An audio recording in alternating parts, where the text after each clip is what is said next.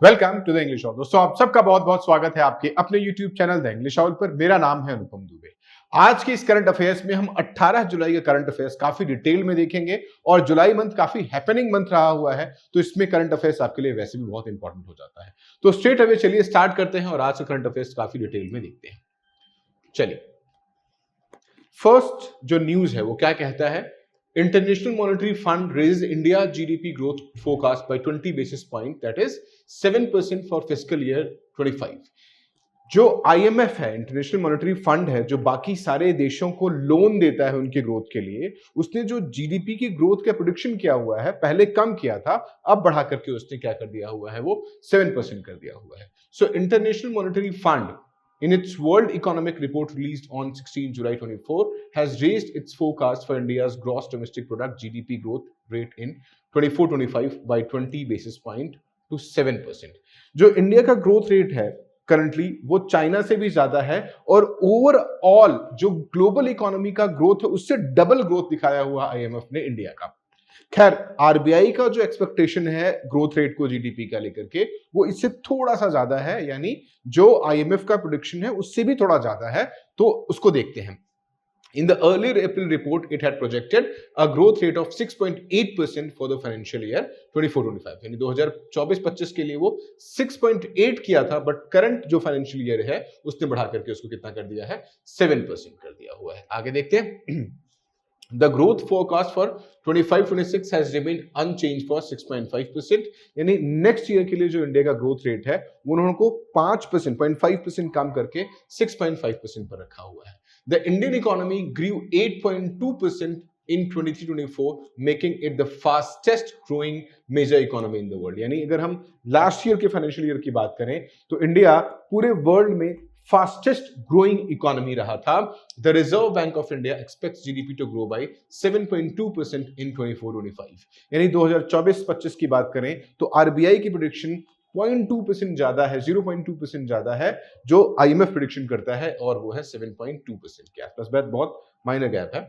According to the IMF chief economist Pierre Olivia Gourinchas, India and China are the main engine of growth in the global economy, यानी India और China को global economy का पहिया माना गया हुआ है कि सबसे दो जो ग्रोइंग इकोनॉमी है वो इंडिया और चाइना है, और इंडिया भी चाइना से अहेड है ग्रोथ के मामले में, जीडीपी ग्रोथ के मामले में। The IMF has revised it's forecast for the Chinese economy for 24-25 5% from an earlier projection of 4.6%। जहां इंडिया के लिए उसने 7% ग्रो किया हुआ है, चाइना का जो ग्रोथ रेट है वो 5% प्रेडिक्ट किया हुआ है। जब ग्लोबल इकोनॉमी की बात करते हैं, according to Pierre Olivia Gourinchas, growth in India and China account for the almost half of the global growth, यानी इंडिया और चाइना अकेले ही पूरे वर्ल्ड की half of the economic growth के बराबर है। उसका रीजन भी ये है कि देखिए, जो सबसे बड़ा कंज्यूमर मार्केट है पूरी दुनिया में वो दो ही जगहों पर है, एक इंडिया और चाइना। सबसे ज्यादा आबादी जो है वो भारत ने अभी सरपास किया हुआ है चाइना को, और सबसे ज्यादा most populated country of the world India बना हुआ है।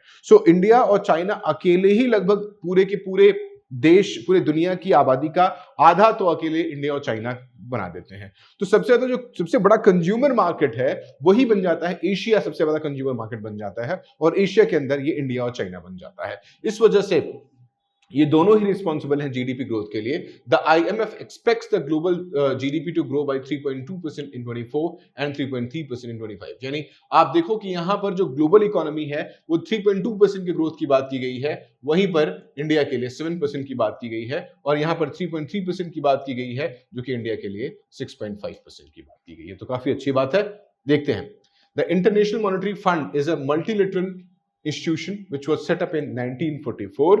The IMF provides loans to the member countries facing economic crisis. इसके करंट मेंबर जो हैं वो 189 है। हेडक्वार्टर इसका वॉशिंगटन डीसी में है, और जो करंट इसके मैनेजिंग डायरेक्टर हैं वो है क्रिस्टलिना जॉर्जीवा। आगे बढ़ते हैं, नेक्स्ट न्यूज देखते हैं। Asia's first health research related pre clinical network facility opens इन फरीदाबाद। यानी जब हम बात करते हैं पैथोजेंस की या हम बात करते हैं एपिडेमिक की, तो उसकी तैयारियों के लिए इंडिया ने पहले ही कदम उठा लिया हुआ है। और जब से कोविड हुआ या नीपा वायरस हुआ या इससे रिलेटेड जितने भी डेडली इन्फेक्शियस डिजीज हुए हैं उनको पहले ही स्टेज पर आइडेंटिफाई करके उसके सोल्यूशन के लिए इंडिया ने एक कदम उठाया है। इसके लिए जो कैबिनेट मिनिस्टर हैं, मिनिस्टर ऑफ स्टेट भी हैं जितेंद्र सिंह, उन्होंने इसकी शुरुआत कर दी हुई है। So coalition of epidemic preparedness innovation CEPI, first Asian pre clinical network facility, यानी एशिया का पहला pre clinical network facility inaugurate हुआ है फरीदाबाद में, was inaugurated by union minister doctor Jitendra Singh in Faridabad Haryana on 16 जुलाई 2024। क्या है देखते हैं।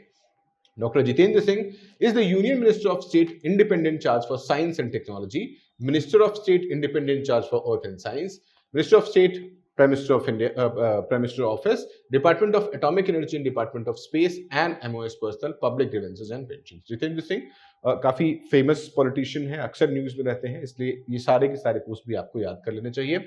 The Faridabad based Biotechnology Research and Innovation Council BRIC, यानी Biotechnology Research and Innovation Council BRIC, Translational Health Science and Technology Institute. Translational health का मतलब क्या होता है कि जो भी शेयर होल्डर है, जो भी स्टेक होल्डर है, जो भुक्तभोगी कह लीजिए, उनके रिसर्च के बेसिस पर, उनके एक्सपीरियंस के बेसिस पर हम ग्रो करते हैं, या उनका ट्रैक रिकॉर्ड के बेसिस पर हम दवाएं इजाद करते हैं या कोई हम सीरम इजाद करते हैं। Brick THSTI is the first laboratory in Asia and 9th in the world, यानी एशिया का पहला और 9th in the world to be accredited by the Coalition of Epidemic Preparedness Innovation, यानी Coalition of Epidemic Preparedness Innovation ने उसको collision में start कर दिया है, एशिया का पहला फरीदाबाद में। The BRIC THSTI was chosen for its capability to handle the biosafety level 3 BSL-3 pathogen, यानी BSL-3 पैथोजन को हैंडल करने की कैपेसिटी इसके अंदर है। BSL-3 lab conducts research on microbes that can cause serious or potentially lethal disease। अब हम in short समझने की कोशिश करते हैं। थ्रू इट्स इनहेलेशन, कहां से, सांस लेने से जो बीमारियां होती हैं। Common examples of microbes found in BSL-3 labs include COVID-19, yellow fever, West Nile virus bacteria causing tuberculosis, etc. The CEPI labs are in Europe, Australia and United States of America। India 9वां देश बना था इस case में, ठीक है। अब हम BRIC THSTI के बारे में देख लेते हैं। The Biotechnology Research and Innovation Council BRIC, अब जो THSTI का फुल फॉर्म क्या है, Translational Health Science and Technology Institute was set up in 2009। ये जो वर्ल्ड वाइड चलता है। It comes under the department of biotechnology, ministry of science and technology, government of India की बात करता है ये। About collision of epidemic preparedness innovation CEPI के बारे में देख लेते हैं कि CEPI क्या है। The Coalition of Epidemic Preparedness Innovation CEPI was founded in 2017 in Davos, Switzerland to develop vaccines against future epidemics। यानी दावोस स्विट्जरलैंड में इसका ऑफिस है और इसका पर्पस क्या है कि जो डिजीज फ्यूचर में होने वाले हैं उसको रिसर्च करके पहले ही उसका सोल्यूशन निकालने के लिए इसका एस्टैब्लिशमेंट किया गया था। It is a venture of the world's public, private, philanthropic and civil organisations, सारे लोगों का ऑर्गेनाइजेशन है। It focuses on developing vaccines against respiratory disease such as, respiratory यानी सांस वाले जो इन्फेक्शन होते हैं, खासकर जिसकी बात कर रहा है, जिसकी Ebola virus disease, Lassa virus, Middle East respiratory syndrome, corona virus, Nipah virus, Rift Valley fever and chikungunya virus को, जहां भी सांसों के थ्रू कोई वायरस फैलता है उसको कंटेन करने के लिए, उसके सोल्यूशन के लिए इसका इजाद किया गया था और 2017 में ही इसका इजाद मतलब एस्टैब्लिशमेंट है। It is also developing library of vaccine candidates for use against known and unknown pathogens, यानी जो भी नोन अननोन पैथोजेंस है उसके लिए लाइब्रेरी तैयार कर रहे हैं कि हम उसका एक संकलन तैयार कर सकें और उसके रिसर्च को आगे हम फॉर द ह्यूमैनिटीज हम उसको आगे प्रोसीड कर सकें। चलिए अगला न्यूज है, काफी अच्छा है। Andhra Pradesh natural farming model wins Gulbenkian prize जीता हुआ है नेचुरल फार्मिंग का, आंध्र प्रदेश का। So the Andhra Pradesh government initiative Andhra Pradesh community managed natural farming, Andhra Pradesh community managed natural farming APCNF has won the 2024 Gulbenkian Prize for Humanity। ठीक है, आगे देखते हैं। The APCNF यानी Andhra Pradesh community managed natural farming will share the 1 million euro prize money with the renowned soil scientist Ratan Lal and scheme of Egypt, यानी दो लोग जो रतन लाल है सॉइल साइंटिस्ट और स्कीम ऑफ इजिप्ट, ये 1 मिलियन यूरो का जो प्राइज है ये हाफ ऑफ डिस्ट्रीब्यूट करेंगे। देखते हैं, दे यानी वो दोनों लोगों की बात कर रहा है, awarded the prize for their substantial contribution to global food security. कहां ग्रोथ था उनका, global food security, climate resilience and ecosystem protection के लिए उनको ये अवार्ड दिया गया। The government of Andhra Pradesh launched the Andhra Pradesh community managed natural farming APCNF through Rythu Sadhikara Samstha scheme इन 2016। यानी जो हम आंध्र प्रदेश की गवर्नमेंट की बात करते हैं, जहां पर ये एपीसीएनएफ की बात कर रहा है कि कैसे मैनेज करता है, इसकी शुरुआत कब हुई थी? इसकी शुरुआत हुई थी मैनेज नेचुरल फार्मिंग थ्रू राइतू सादिकन संस्थान स्कीम 2016। इसमें क्या करते हैं कि जो भी केमिकल हैं, जो पेस्टिसाइड्स हैं, उसको उसके प्रयोग के लिए हम डिस्वेड करते हैं किसानों को कि आप इसका इस्तेमाल मत करिए, खराब है। एंड नेचुरल खाद, नेचुरल फार्मिंग की तरफ हम जाते हैं कि नेचुरल खादों का आप इस्तेमाल करिए, वो ज्यादा बेहतर है। उसी के बारे में है the APCNF was launch to encourage small farmers to adopt natural farming methods instead of the widely prevalent chemically intensive farming. यानी केमिकली इंटेंसिव फार्मिंग की जगह जो नेचुरल फार्मिंग है, नेचुरल फर्टिलाइजर्स है, उनके इस्तेमाल की बात की गई है। Farmers were encouraged to use organic residues, minimise tillage to improve soil health, use indigenous soil and diversify crops including plantation of trees. यानी डाइवर्सिफाई करने के लिए प्लांटेशन ऑफ ट्रीज की भी इस्तेमाल की गई थी। About Gulbenkian Prize for Humanity क्या है देखते हैं। The Gulbenkian Prize for Humanity was set up by Calouste Gulbenkian Foundation of Portugal in 2020.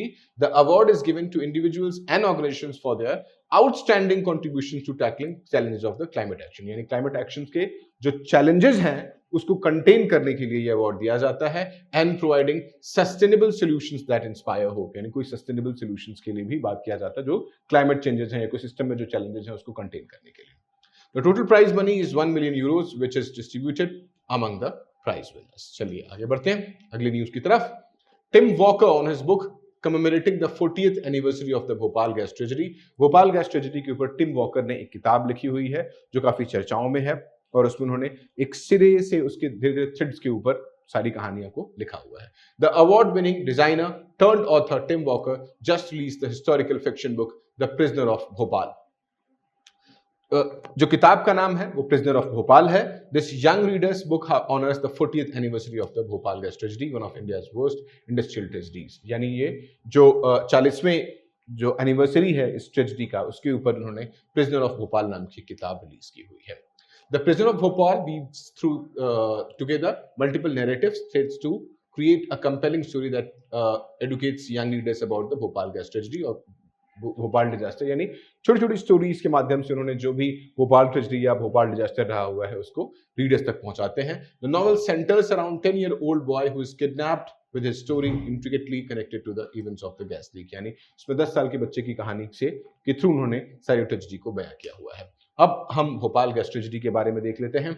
On the night of December 2, 1984 यानी 2 दिसंबर 1984 की रात में केमिकल गैस मिथाइल आइसोसाइनेट यानी MIC मिथाइल आइसोसाइनेट, इसके ऊपर मूवी भी आई हुई है, spilled out from Union Carbide India's limited pesticides factory turn the city Bhopal into a colossal gas chamber, और उसको गैस चैम्बर में कन्वर्ट कर दिया।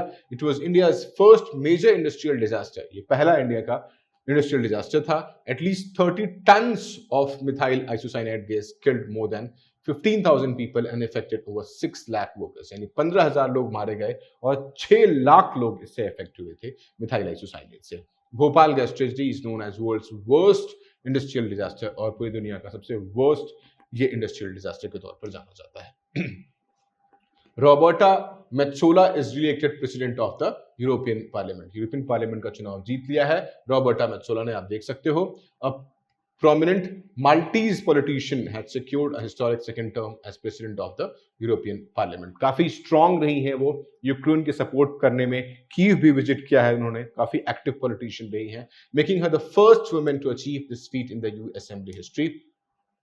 यानी उन्होंने हिस्टोरिक पहली ऐसी फीमेल रही है जिनको दोबारा यूरोपियन यूनियन का ऐसा रिस्पॉन्सिबिलिटी मिली हुई है। Known for her leadership and advocacy, Metsola garnered significant support from EU politicians, receiving 562 out of 623 votes in her favour. यानी 623 में से 562 वोट उनको मिले थे इसके लिए, यूरोपियन यूनियन के प्रेसिडेंट के लिए। रॉबर्टा मेत्सोला emphasizes the need for the European Parliament to assert its leadership role, particularly in supporting Ukraine amidst the ongoing conflict with Russia, और her visit to Kyiv early in the war underscored her commitment to EU values, her solidarity। आगे देखते हैं self research के topic आपके पास क्या क्या हैं। What is foreign direct investment FDI?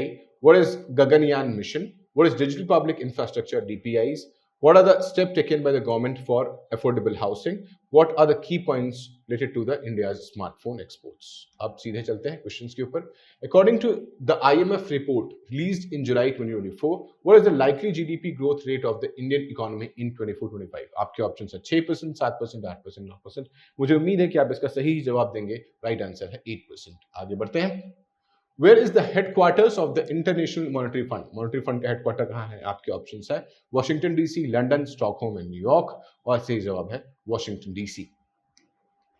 How many countries are members of the International Monetary Fund? तो इसका भी जवाब आपको पता ही होगा. ऑप्शंस है 120, 89, 189 and 159. Right answer is 189. Next, biotechnology Research and Innovation Council brick और THSTI यानी translational health Science and Technology Institute comes under which ministries of the Government of India? Options हैं Earth and Science, Defense, Home Affairs, Science and Technology. So right answer is Science and Technology. Who has inaugurated Asia's first preclinical network facility of the Coalition of Epidemic Preparedness Innovations at Faridabad, Haryana? आपके options Union Minister Rajnath Singh, Union Minister Ashwini Vaishnav, Union Minister Dr. Jitendra Singh और Union Minister Amit Shah. तो सही जवाब है Union Minister Dr. Jitendra Singh. Next question. Who has won the 2024 Gulbenkian Prize for Humanity? Andhra Pradesh Community Managed Natural Farming, Himachal Pradesh Community Managed Natural Farming, Uttar Pradesh Community Managed Natural Farming और Arunachal Pradesh Community Managed Natural Farming. Right answer है Andhra Pradesh Community Managed Natural Farming. Which state government has launched the Ridu Siddhikara Sanstha scheme? Andhra Pradesh, Orissa, Tamil Nadu and Karnataka. इसी की वजह से आंध्र प्रदेश को वो award मिला था गुलबेनकियान. और ये जवाब है कि राइदू जो सदिकारा स्कीम संस्था स्कीम है आंध्र प्रदेश ने लॉन्च किया था, जहां पर वो किसानों को नेचुरल फार्मिंग की तरफ बढ़ावा देने के लिए स्टार्ट किया था. Who is the author of the prisoner of Bhopal? आपके ऑप्शन है Salman Rushdie, Tim Walker, Shashi Tharoor, Arundhati Roy. Right answer is Tim Walker. Which gas leaked in Bhopal gas tragedy? Carbon monoxide, methyl isocyanate, ammonia, nitrogen. So right answer is methyl isocyanate, MIC जिसको कहते हैं. Who has been re-elected as the new head of European Parliament in 2024? Roberta Metsola, Christina Lagarde, Margaret Thatcher, Rishi Sunak. Right answer is Roberta Metsola. और इस तरह से आज का current affairs खत्म होता है. किसी भी डाउट केस में प्लीज कमेंट सेक्शन में जाकर के कमेंट करके हमसे पूछ लें. मुझे उम्मीद है कि ये वीडियोस आपके लिए काफी इंफॉर्मेटिव हो रही होगी.